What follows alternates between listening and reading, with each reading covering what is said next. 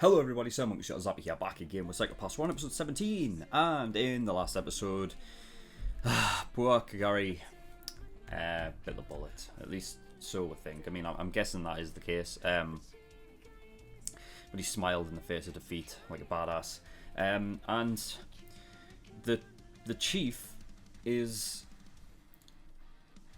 cybernetic. I guess this kind of stuff was foreshadowed. Like, I mean, I guess the most obvious time you could have pointed that out was, I think, it was an after credit scene where, it was only like a few episodes ago, where she was talking about, you know, she was thinking about, like, obviously Makishima and whatever, and her eyes were, like, purely, like, proper, insane, like that cybernetic blue colour. But the other one was obviously the Rubik's Cube, fucking hell, the Rubik's Cube thing, where she, you know what I mean, and she was just doing it like almost as a side thing. She wasn't even concentrating on it, but she got it right. Obviously, with the whole thing about being sort of, you know, that sort of machine, she's able to get that kind of stuff done. Like, it's just sort of like all zeros and ones. So, you know, the signs were there, but I didn't pick up on them, at least until until it was actually apparent, and you could see. I'm not sure entirely what happened. Like, when she shot the first one at the Chinese dude, I'm guessing he was Chinese. Did the backlash, like, of the gun, like, tear away her fucking, like, her body or what? And, like, you know, because I'm kind of, it's just strange how that worked. Because if that's the case, then God knows what she looks like after she killed Kagari. Like, she's probably in a fucking, just a mess of scrap parts on the floor. But but yeah. So yeah, the chief is a fucking cyborg.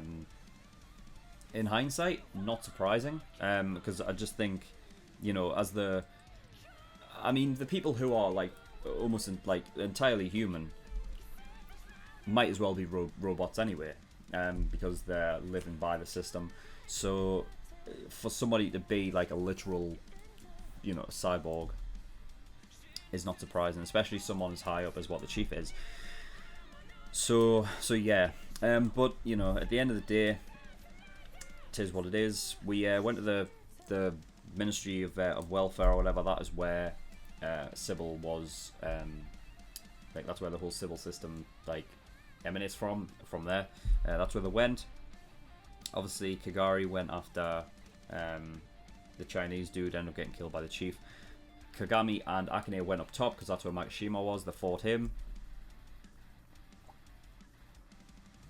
And Makishima is in custody. It's not like he's not going to break out or anything, is it? I feel like it's fairly obvious that is something that's definitely going to happen. So,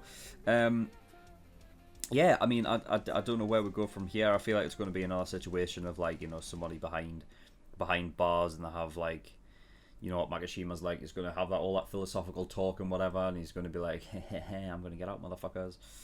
But yeah, I don't think there's anything else to talk about, so we're just going to get into the episode 17, see what we'll get. So, without further ado, let's go. I don't even know what will be left of Kagari either, so I don't know if I can even notice he's gone. They should do. I mean, they know where he went, so they can just... これでおしまい。カガリが行方不明だ。二係でも執行官が一人どさくさに紛れて逃亡。And Force had just escaped. カガリが逃げるかね。私たち勝ったと言えるんでしょうか。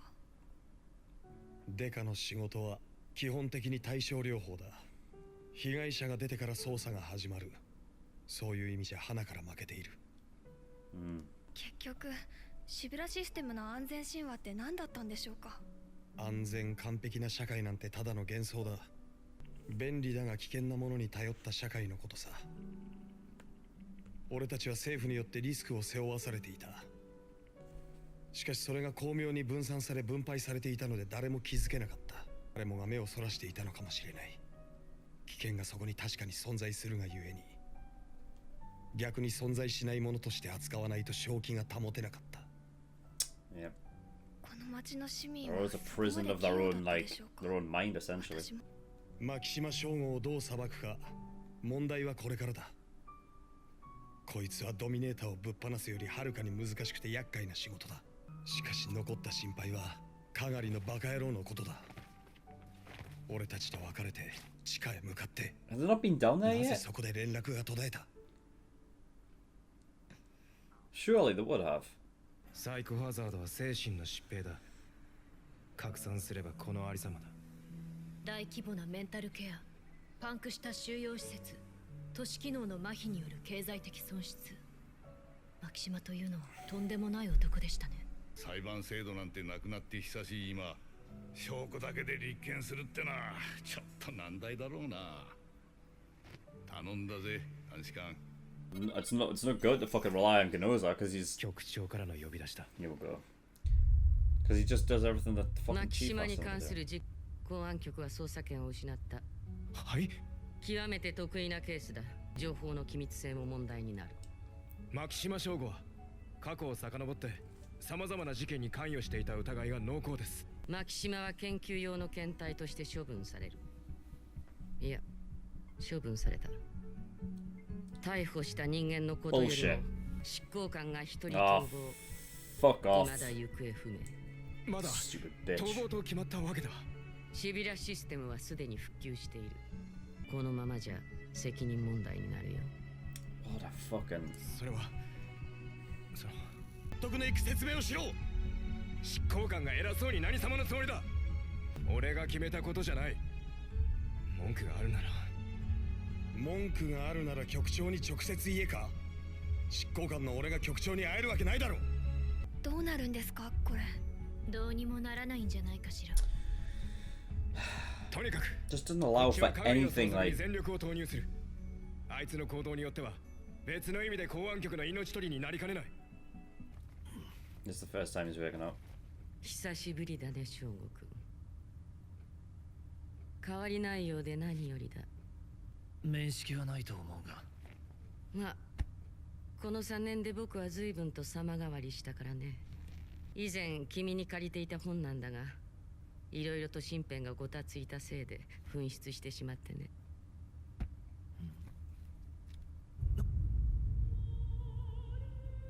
同じものを探すのに苦労したよ。君は東間幸三郎なのか。懐かしいな。 What? あれからもう3年になるか。僕は君が公安の手に落ちたと聞いて心底残念に思ったものだ。全身のサイボーグ化はお友達の千宮寺豊久も実現していたよね。だがここまで完璧な擬態化技術は民間には公開されていない。君の知っている東間幸三郎は脳だけしか残っていない。どういうことなんだ。あれだけ世間を騒がせた連続猟奇殺人犯が How? Yeah. How the fuck is? That's ridiculous. How? 厳密には違う。火星上州は僕一人ではないし、僕もまた常に火星上州というわけではない。What? 僕らの脳は簡単に交換できるようユニット化されていてね。 She just swaps out her brain with other いつも people. 持ち回りでこの体を使っているんだ。君と窮地の間柄ということでこの場を任されたに過ぎない。姿を人目にさらしたことはないけれど、世間では僕らのことをシビラシステムと呼んでいる。 Hello everyone, just a reminder that if you go in the link in the description below to my Patreon and get the early access tier for $5 a month, you can get access to 4 episodes of Psychopaths every single week, as opposed to the usual 2 that the general public get, and you get them a week earlier. So if you're clamoring for more reactions from me, from Psychopaths, then again it's in the description below to my Patreon and the early access tier for $5 a month. On with the video. ここからかがりがどう消えるって言うんだ。あいつはどんなにテンパっても逃げたりはしない。消えたのはあいつ自身の意志じゃない。だったら拉致誘拐。それとも死体も残らないような殺し方か。例えばドミネーターのデコンポーザーとかな。 Shit, he figured that out quick. ノナタワーからここまで20キロはある。いくら暴動の混乱後とはいえ、一回もカメラチェックに引っかからないなんてことがあるのか。ドミネーターは間違いなくかがりのものです。自分で壊した。追跡を逃れるために。あるいはそう思わせたい誰かの偽装工作。 I know the enforcers are supposed to be like incredibly like perceptive to all kinds of shit, but that is nuts that they figured that out already. 実際君のお仲間は真実にたどり着いていたよ。なんだこりゃ。こいつがシビラシステムの正体だ。嘘ではないが、それは実態とは程遠い。That looks so. That didn't look anything like what I was looking at. 機能の実現はただ従来の演算の高速化によって実現したわけではない。So they're just a bunch of people's それが brains. 可能だ。人体の脳の活動を統合し思考力を拡張、高速化するシステムは実はもう50年以上も前から実用化されていた。システムの構成員は247名。うち200名ほどが順番にセッションを組むことで、この国の全人口のサイコパスを常時監視し、判定し続けることが可能だ。結局のところ、機械的なプログラムで判定できるのはせいぜいが色相診断によるストレス計測までだ。より深遠な人間の本質を示す犯罪係数の特定には、もっと高度な思考力と判断力が要求される。それを実現しうるのが我々なんだよ。人間のエゴに依存しない機械による公平な社会の運営。 It doesn't seem that way, does だ it? からこそ民衆はシビラシステムを受け入れてきたというのに。民衆を審判し監督している我々はすでに人類を超越した存在だ。シビラシステムの構成員たる第一の資格は従来の人類の規範に収まらないイレギュラーな人格の持ち主であることだ。 Yeah, great. You've reached a point where humans might as well not be humans anymore. How's that evolving? That's. ようなシビラの創意をしても計り知れないパーソナリティは免罪体質と呼ばれている。凡客の市民とは一線を画す新たな思想と価値観の持ち主。そうか。公安局の手に落ちた君が処刑されることもなく姿を消したのは。ああ。 Added こう into して this シビラシ system. ステムの So 一 you have 員 to に be 加えられ asymptomatic た in の order さ。 to do it. 他者の脳と認識を共有し、理解力と判断力を拡張されることの全能感。神話に登場する預言者の気分だよ。翔吾君、君なら理解できるんじゃないか。 So they're wanting to put 想像に Makishima 難く in ないところでは the system. 君もまた、叱るべき地位を手に入れる時が来たんだ。That is the last thing Makishima wants is to be part of the system. シビラシステムの一員 It's に the last thing he wants. 強引な手段で奇妙システムの一員に取り込むことはできなくはないが。機械の部品になり果てろというのもざっとしない話だな。東間幸三郎としての自我を保っている。ここにある設備だけで厚生省に向かう道すがら外科的な処置は完了する。この世界を監視し支配するために生まれてきたとうぬぼれている連中には何よりも望ましい方法だとスイフトは書いている。翔吾君は皮肉の天才だな。Oh shit!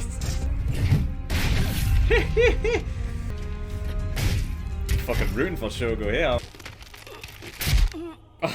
さっきの厚生省に向かう道すがらという言葉、あれで移動中だとほのめかしてしまった。ここは公安局の中ではない。だから逃げられると僕は判断した。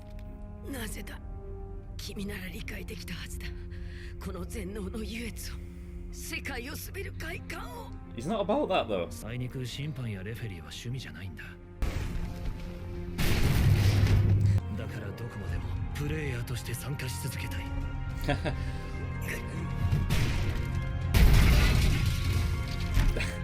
Nice.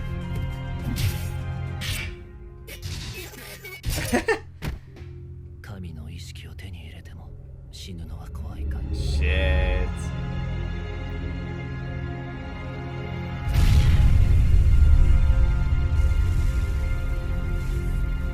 Oh my god. Okay, episode 17. Oh, fuck. Okay, some real heavy shit. So, right, it was, we'll just start from the very beginning. So obviously they're aware Kagari is missing. I'm surprised they didn't go down there straight after. Like, there was a moment of, like, waiting. I mean, well, I was going to say they had to get like Makishima and whatnot, but it seemed like they waited quite a bit to get down there. I'm surprised they didn't just do it straight off the bat, but oh well. You know, they've got him down as missing. Of course, the enforcers, the ones that actually, you know him, and are able to sniff out like stuff in an instant, so seemingly out of nowhere sometimes, but you know, they're right in, obviously we know that Kagari is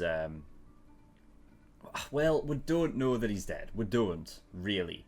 It hasn't exactly been confirmed at this point. I would be surprised if he is alive, but I mean, there is that whole thing of like, if you don't see the death, then kind of it's not confirmed. So, you know, but there is times in like, there's episodes to come where, you know, I guarantee like that is something that's not just going to be swept away. It's like, oh well, he's missing, we can't find him. So obviously they're going to, you know, investigate further. But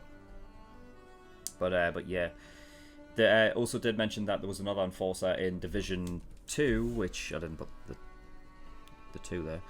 In Division 2 that escaped in the confusion of like the rioting and chaos and whatnot, which we've never seen before, I don't think, have we? Division 2. And I'm surprised I've never really asked about it or like inquired because I've never thought about them having a Division 2. For some reason in my head I was just thinking, oh no, that's it, that's them. But no, yeah, you would think there would be more, so surprised. But yeah, so there are still like enforcers out there. Of course, like, you know, the idea of an enforcer is they're kind of stuck there. It's either you do the job as an enforcer or you get put away. So they are essentially in prison as a slave, and some will see it as that. Whereas I think the Division 1 crew is a lot more family orientated. You know what I mean? I think they're all right in the position that they're in, and Kagari was no different. Even though he obviously didn't like the system, I think he obviously liked the people he was surrounded with. So it's not surprising then that one of the enforcers will probably try to escape in that kind of thing. So yeah. So detectives are like at a loss from the beginning, which I really like. I actually like that whole like that sort of perspective that, you know, generally they're not called into action until something's already happened, so therefore there's already victims at the start, therefore they're starting like at a loss from the very beginning, which I just like that. I really like that perspective. It's very it's something that I've never really thought about before, but yeah, it is sort of like very true. There's no real winning in that sense, you know what I mean? It's like just putting a bandage or a band-aid, I guess, you know, around a wound. That's all you can really do. It's not like, you know, it's interesting. So yeah, they talked about the whole thing like it was a pandemic, and then they described it as it's called a psychohazard. So I guess if that's like a certain group of people, like a massive group of people, I guess that all sort of where all of them go a bit mental. I guess that's what it's called, and it's sort of like the equivalent of a pandemic, or like you know, something like that, which is interesting. And then, I mean, how do you get back from that? Because if the whole point is, right, that even after all of this that's just happened, that they still go along with the SYBIL system, how do you get back on track? So they have facilities, right? Yayoi said that they would have to be like putting like into homes and stuff. I imagine they're sort of like facilities and whatnot. But I mean, we've already seen what they're like, and Yayoi knows this. She's seen it firsthand, like, and she was told like, look, you would have never gotten out of there unless we come and got you. So are we to assume that literally all of these people are being put into facilities like that? I mean, it's hard to say because you don't know how many of them and how high their actual crime coefficients rise. But I mean, they were rioting, so they've got to have gone up quite a bit. Especially in a world where the slightest, like, if you're off just slightly, it fucking rises. You know, it's just this. I don't know how you come back from that, really. Especially if you're just willing to go with SYBIL again and put all the, you know what I mean? I don't know. I think they're just at a point, because it's been going on for so long, that they just don't know how to revert back to something else. You know what I mean? It's crazy. But yeah. The chief is Toma, the teacher that was the first person brought up when it was surrounded with the other case. What case was it? I did write it down on the episode. I just can't remember which episode it was. Kagami's mate. Can't remember his name. It's in here somewhere. I'll probably not. Sasayama, that guy. So he was the one sort of like, you know, responsible. Obviously Makishima was behind him. And because he was also criminally asymptomatic, they caught him, brought him in. That's what they do with them. They take their brain and insert it into the system. So the system isn't entirely like, and it's not an AI system. Although the way she talked about it, it seemed that way. It's more or less just cognitive brain power, all sort of working in tandem with each other. She said, I think it was 247 brains, I think. But she said that if 200's working at once, I guess so they're kind of like on an on-off schedule, like a work shift, where they have time to sort of have time to rest. But how do you calculate that though? I wonder if they ever went into this in Psychopaths, like if they actually calculated like the amount of brain power it would take to actually run a system like that, and if it was even possible. She said that 200 brains is enough to figure out like the psychopaths of every single human in the country. I think that's what she said, right? That's a lot. I mean, because if that's the case, I mean, we all know that the brain is incredible, but like that is a lot. Yeah, but you have to be asymptomatic in order to be put into that, and that's obviously what they were hoping with Makishima. That's the reason why they didn't obviously tell I guess the chief at the time told Genoza. That's why she's not telling them outright exactly why or like where they go. They're just being disposed of, like, because it all just relates to being civil. And it's like they can't, like, nobody is really allowed to know about it at all.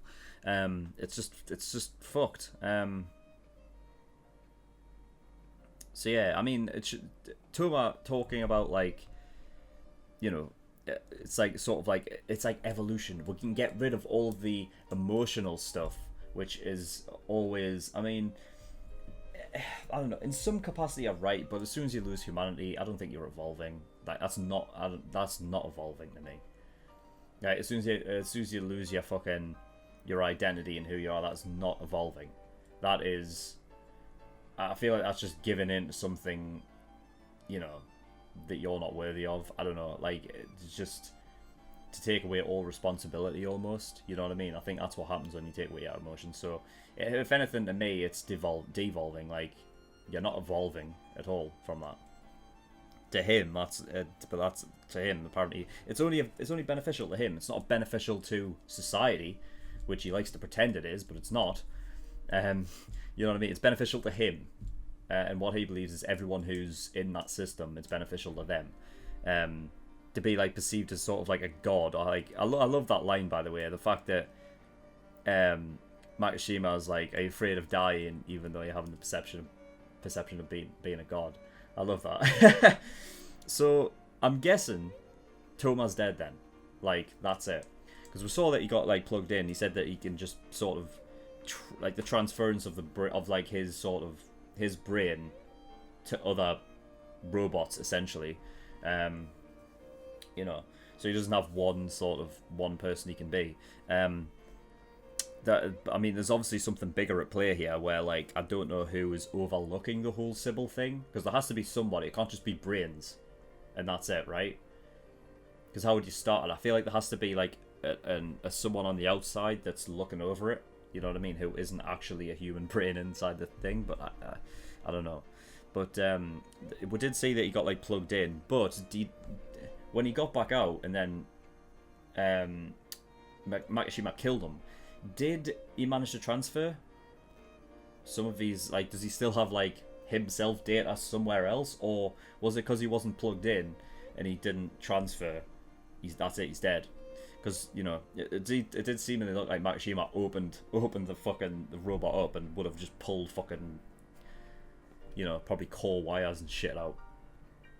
So I don't know if he's truly dead yet or not, but I like I just thought it was I was rooting for him, because everything he says is just like, you know, this show really tries to make you think about what is truly right, and at the end of the day, Makishima's not right, and neither is the Sybil system. You know, I think honestly the worst of the two. I think you can make a case for the Sybil system being worse. I mean, what Makishima does is, you know, is disgusting, and he uses human lives for his own gain, which, you know what I mean, is absolutely that, like, he is evil. He's inherently evil. But I think what the Sybil system does is absolutely on a fucking, I just think that's on another level of inhumane.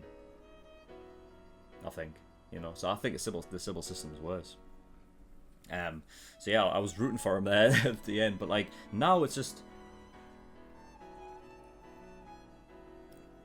it's always been a tough one, because you always want to root for, like, obviously the whole point is you're supposed to root for Kagami and Akane and those guys, but because they're under the fucking, because they work for a system that is inherently more bad than Makishima, it's so tough. It is so tough. But I mean, of course Makishima wouldn't join. Like, I don't know why Makishima would want to join that fucking system. Like, did they know anything about him at all? Like, of course he wasn't going to join. Everything that he's ever said or fucking, you know what I mean, what he stands for is completely against that whole system. He's close, he's not going to join it. It's not like he wants to be a god along with you, Toma. Fucking idiot. I guess they just didn't know what else to do with him. Either it would be just, you know, try to get him to join. If he doesn't want to, kill him. I guess that's what he was going for anyway. But I mean, of course he wasn't going to. I didn't think he was. Makishima saying he wants to be a player in the game, not an umpire or referee, which is,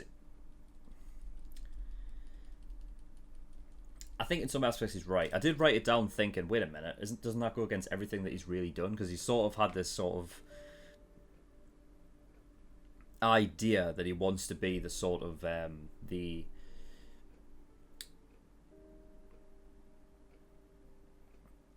had the perfect word for it and it's literally just left my brain. He wants to be the change. He wants to be the person that allows shit to happen, that causes shit to change. But he's had this whole thing about being in, like, you know, playing a game kind of thing. So he also has that sort of, like, that feeling that of being very almost like acting like he's wanting to do good by getting rid of the system, like fighting the system. But when he acts about, like, playing a game and stuff, then it just becomes about maybe his own selfish desire just to cause a little bit of chaos. You know what I mean? So I don't know.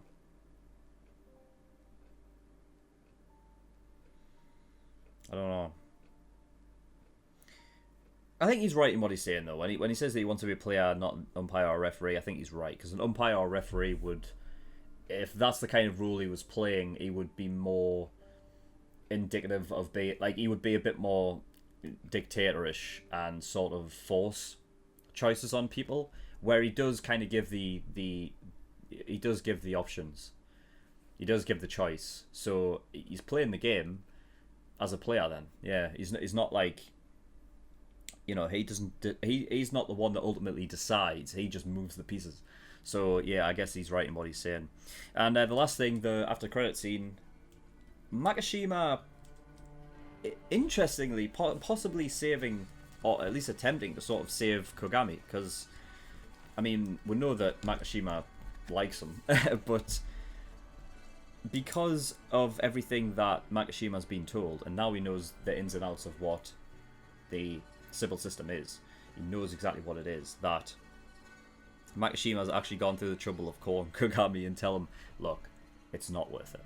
It's just not worth it. Now, of course, from Cook. It's just interesting from Makishima's perspective to go out and say that, like, look, this system is fucking evil and goes against everything that you think you're fighting for, which you're fighting for. Well, he says that everything he's fighting for, but obviously we all know Kagami is aware that the system is shit. You know, but I think it goes against, you know what I mean, Makishima's not going to stop in his attempt to, you know, I think use people for his own gain, and go about things that way, which obviously they're not going to let slide. I mean, because at the end of the day, they are fucking investigators and detectives, and, like, you know, that's like kind of part of the